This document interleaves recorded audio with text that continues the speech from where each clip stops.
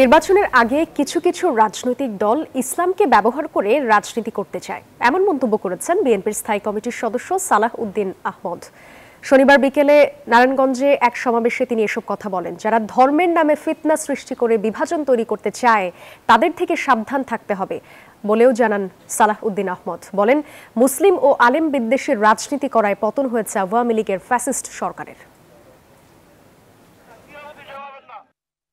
যে একটি রাজনৈতিক দল তারা নির্বাচনের স্বার্থে, রাজনীতির স্বার্থে ইসলামকে ব্যবহার করে জাতির মধ্যে বিভক্তি নিয়ে আসতে চায়, বিশেষ করে ইসলামের ক্ষতি করতে চায়, সেই জন্যই বাংলাদেশে এখন আজমতে সাহাবা সম্মেলন আরো বেশি বেশি হওয়া দরকার।